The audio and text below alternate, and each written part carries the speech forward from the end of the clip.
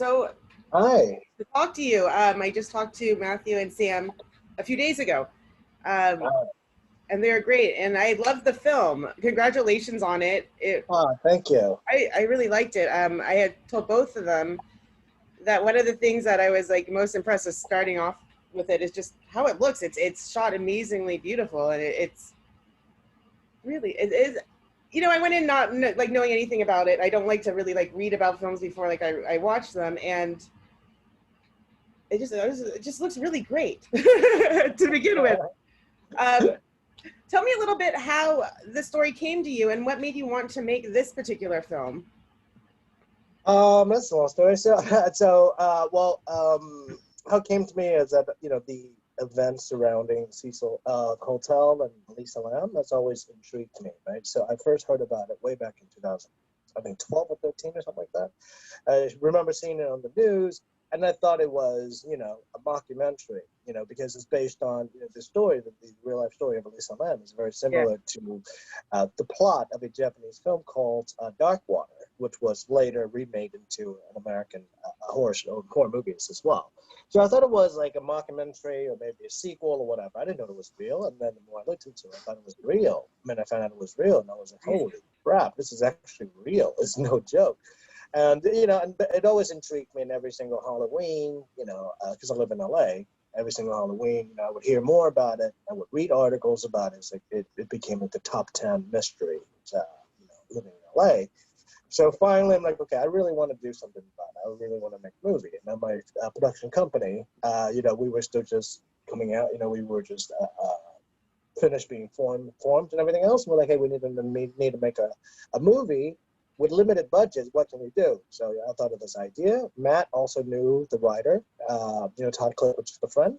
And Matt said, hey, well, guess what? Todd actually has been wanting to do something like this too for quite some time. So it's weird that you guys both thought of the same thing. So he hooked us up. We basically met one another, and then we met along with Matt and other executive producers. And every Thursday we would actually meet over a bar and just, shoot the ideas and just, and that's the genesis of the project itself.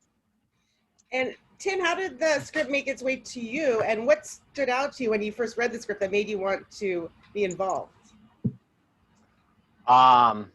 This was a self-submission. So for outside the actor, outside of the actor group, I guess you'd say, I submitted for this project online by myself, and I actually ran into one of the co-stars, which is a good friend of mine. We studied together. She did my first scene together, Caitlin Udding, who played Nick in the film. And the audition process for the first few auditions was improv, which I'm always a big fan of. The breakdown for the original story kind of gave you a few notes of what the story was going to be about. And so I take those notes into the audition, and as improv, just kind of collaborating with what I get from my other actors, and then kind of what I've gotten from the breakdown. So yeah, that's kind of how it came to me. I love the story. It was not only was it just so fun to watch, and I'm also from LA, so I love downtown, and it is really creepy what happened with Alyssa Lamb, and the whole history of downtown is kind of spooky in itself. I was scared days after. I think when last time I interviewed them, I told them there was like some fabric in my car, and I like days after, and I like jumped looking at it because I was so really. That's awesome. I loved it. It was like what do you? Is there like a certain mindset you have to go into shooting this, because it is so effectively done, and it's not like it's like cheap jump scares at all. It is actually really scary, and a big part of it is because it does feel really real, and all your characters and your acting, and it's a tribute to the acting as well. It feels like something that could really happen. You feel like people that are very believable. How did you go into? How did you make it like that scary? I guess. Yeah, I wouldn't take that as a huge compliment. I appreciate that. So, Fallout is my first ever horror movie. Well, actually, it's my first ever movie, period, because I made short films before, but horror was never my genre, so to speak. I mean, I loved horror. I loved watching it, but I never thought I would make one, right? Because I didn't think I'd have what it takes. So prior to the filming, since I was new at it, what I did was, I would actually, I lived in an apartment complex at the time, and usually at night, like around 2 or 3 a.m., I would actually walk down to the backyard. We had a huge dog park, right? And it was really dark at night. So I would actually just walk down the dog park, just walk around like a crazy person at 3 a.m. in the morning, just trying to see in terms of what would scare me. That's all, right? So that was in terms of what jumped out would scare me, and so on and so forth. That's one. And secondly is that, when you see the film, you see that a lot of the ghosts are not necessarily quote unquote in your face. So it's not, it's not like the traditional horror film when you see a ghost or looking like a monster or whatnot, right? Because personally is that I feel that if a ghost is not seen in its full glory, it's just scary, and let the rest of imagination, fill in the blanks. And then thirdly is that because it is a vlog style, so I just imagine that, hey, if I would, if this was real, if I was a vlogger and I go into it and I see a ghost, it's not like the ghost going to jump in front of the camera. It's more like, hey, if I pan the cameras around, all of a sudden I just see something that in the corner, right? Yeah, so to me, I think that is scarier, or this quote unquote more realistic, where, it's like if you see a lot of the ghost shows, typically you don't see the ghost there until they pause it. They're like, oh, wait, back in the previous frame, there's a figure there, right? So I thought that would be more, I guess, realistic rather than the traditional horror film, which, again, we actually had a debate to what we should do, which we would actually fool the ghost. The worst ghost would come out at you and, make it really terrifying in that manner. Which, again, for this film anyway, I thought that it might work better from a realistic standpoint, to show that, hey, there are ghosts, but are they really ghosts? Have they been, it's like those things that it was sticking in the back of your mind. That was the thought that went into it. It's a really good point too, because always like the unknown is always scarier than kind of seeing it right there and in your mind, right, with crazy shit. So it's always yeah, like to me anyway, right? Yeah. By the way, I love John Savage, and I was so excited he was in this. How is just for both of you? How was just working with? I just think he's an incredible actor, and I was just so excited to see him in this. And how was? Well, for me, I was initially starstruck, because obviously it's the John Savage, right? And me being a first-time filmmaker, getting to direct someone like him, it was truly an honor, right? And it was just still trying to figure out how to, how to make it work. And, so to me, it was fantastic. It was an experience to remember for. And I actually had to sit in a room with him to basically go over lines and things like that. So those are the memories that, the last live forever, right? But as for me, I know Tim actually acts with him directly as well. So. Yeah. Well, I know of John Savage by his characters, and he's such a character actor. So to get a chance as Wallace to see him just kind of, walk and talk, or for this character sit for the most part, he just sits down and has a conversation with you, and he ad-libbed a bit of the lines, interacting with me and with Mike's character, and it's just it doesn't try to push it, and just has a conversation, and very grounded and present, and everything you'd think you'd see from a well seasoned actor. So and off camera, like just a really humble, calm, cool guy. If anything, I'd love to see a little bit more character. I don't know, maybe in the sequel we dress him up as a ghost or something. I love to do it. He's actually a really funny guy too. He's actually really funny. He knows how to sing. Really? He actually sings very well. Yeah, Claude. Yeah. I actually had no idea, right? And I remember he actually did sing for me for a little bit. It's like, oh my God, that's actually pretty awesome. And I was jokingly telling him that, hey, if I make a musical, I definitely want him in, and believe it or not, I actually do want to make a musical. I just don't know what time. Right? But I always wanted to make a musical, weirdly enough. right? And I was like, hey, if I ever make a musical, I'll make sure I'll bring Please you do that. in. Please do it. I would love that. Oh my God, I want him to be in another musical. That'd be amazing. It is. Yeah. I think it could be a horror musical. I mean, it's not really done anymore. Yeah, I mean, I don't mind at all. I actually love musicals. I love musicals. Just gotta find the right subject to do it and the right screenplay. I was super excited when La La Land came out, and it did awesome. Yeah, I love music. And I guess we got a little bit. I guess there's a little bit coming back. But I love that, like the whole big band thing, and that kind of like entertainment. Yeah, I would love to see that come back. True story, guys. I mean, La La Land crushed me. I'm talking about, like, I actually cried like a baby in theaters. I kid you not. I cried like a baby.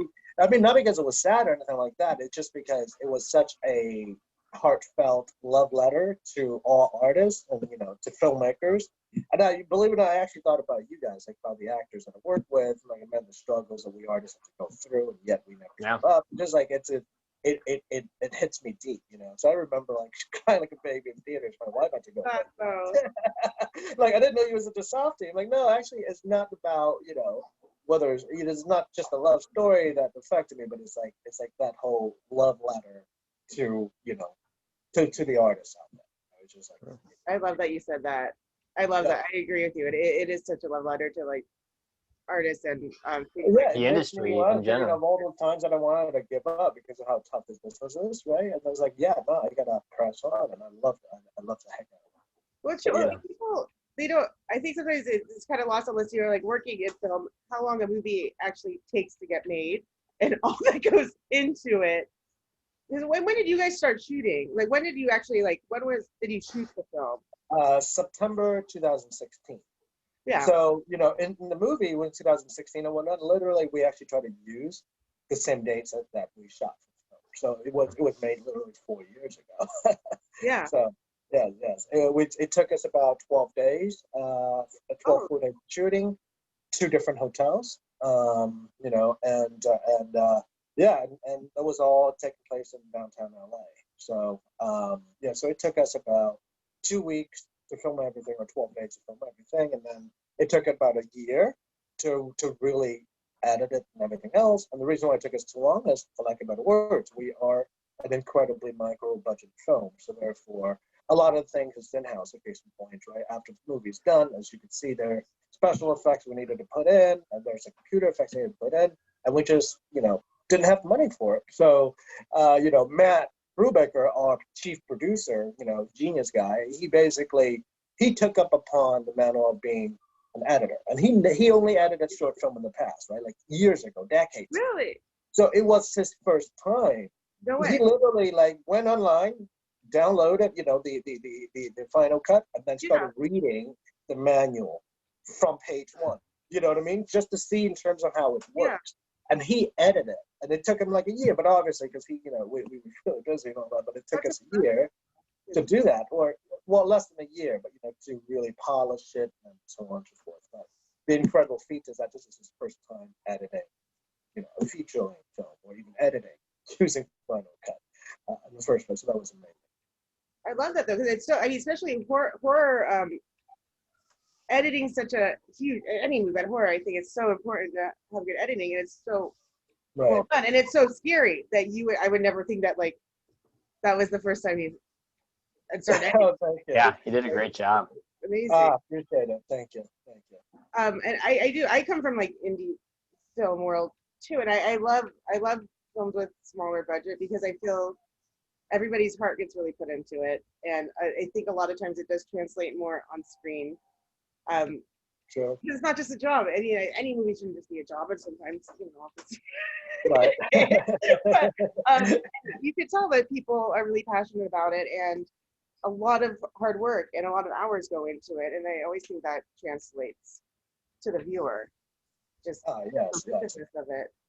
Yeah, I love our cast and crew. I mean, our cast and crew, they were godsends to me. Especially me being a first-time filmmaker, and Tim, Matt, Sam, Caitlin, Kelsey, they just brought the A game to it, and it just made me look good. So if anything, I was truly blessed to have. It's really awesome team. it's a testament to that idea of like just the amount of effort and connection it takes from all angles and to make something like this. And we just had it. I feel like that's it's faded like that. You hear a lot of and I feel like you hear that often with a lot of either initially big successful films or big actors now that had their first start. Like the first one that comes to mind was I would just watch Bloodsport again. Jean-Claude Van Damme. God, I love it. That was his first big film. He helped or fully edited that himself as well. I didn't know that. And that was the biggest film. That was the biggest film of his career. And it's just it's like you can't rely on just a single person or even a few. That has to be like a divine thing, and right. in an industry that's so impactful, and has been so impactful for so long. I find it really romantic to keep in mind that I think it's a really special thing to be able to do and to be a part of. So I mean, absolutely, Jennifer, like what you mentioned, a very special thing. There's something serendipitous, I think, always that happens. Yeah, like you said, and I love films more than anything. But there is that. I mean, as cheesy as it sounds, it's true. There is like a magic, behind a film and how things are pieced together. And no matter what you plan, it's never going to be what you planned. Which is kind of the craziness and also the delight of it. I I know Heather's going to kick me off in a second, but I just want to say I really love this film a lot. And it's just so much fun, and I'm so excited it comes out. And I'm not going to say the ending at all, but I love the ending. I don't the way it ended couldn't have ended. Yes. The way it ended. I'm glad. I love and we knew that when we Matt and I and Todd and I when we because in the script the ending was a little bit different because like we were still trying to figure out all the way up to editing to see what makes the most sense, and we chose the route of being a thematic ending instead of a traditional ending of boom, here's what happened, blah blah blah, right? But we wanted to go for we doing a film about blogging, right? About things that you've seen on the internet, about the online internet world, right? And the online world is full of trolls, right? So it's like, it's that whole thing, the whole idea about being a voyeur and being really, into it and basically being, even if you're just a voyeur, you still actually have an impact on these characters' life because whatever they do is basically trying to get the audience to watch, right? So it's more like, I wanted to use that as part of a thematic ending, you know what I mean? So that's why I think that's what we set on the ending that we had, which is more thematic rather than, I guess, other than a traditional ending, so to speak. It was a gamble. To say. I think it was perfect. I loved it. Awesome. Cool. I like Tim's idea. Yes, the sequels are being developed, as we speak. It's we opened up a whole universe, right? So we wanted to make it follow from the get-go. We always wanted to be a universe, which is, so the sequel we wanted to expand and we wanted to include maybe, the whole world, the other vloggers from the worlds or whatnot. Yeah. We may not use the same found footage format, to be honest. It's like it all depends on, how Todd came up with the screenplay. The funny thing is we know the destination, we know how it's going to end. We know what the final episode will be about. We know there's an idea behind it all. But in order to get there, right, we need the middle part, and that's what we're still figuring out. Right? So you rest assured, yes, there will be sequels, but we are still hard at work on it. We want to make it, we want to make it good. It's not just a sort of thing. About that, I will keep my eye out, and I think it comes it's being released I believe Jenna said the 30th of August, or is it September 1st? September 1st. Okay, perfect. Well, I'm so excited about it coming out. It's filmed beautifully. It's always, you think that'd be something automatic. It's not always automatic. Things aren't always filmed beautifully. And a lot of times, I love horror with all my heart. A lot of times, not filmed beautifully. this is filmed really beautifully, and I that was the first thing that kind of from the get-go really set it apart. Yeah, credit to our incredible director of photography, Nelson Pun. He's amazing. Nelson. Basically, all of the POV, all of the POV shots, so basically when Mike or Chris or Danny is carrying the camera is actually, Nelson. It's the one that's behind it. Yeah, that's actually doing all of the shooting. So, prop to him. He's incredible. He is truly incredible. So the difference is in the fact that the film was just helped by a whole lot of talented individual, that a first-time filmmaker like me, which is really lucky. Which you would never know by watching this. Yeah. It looks very seasoned, and I love it. And thank you so much for talking to me, both of you. And I can't wait till it's out.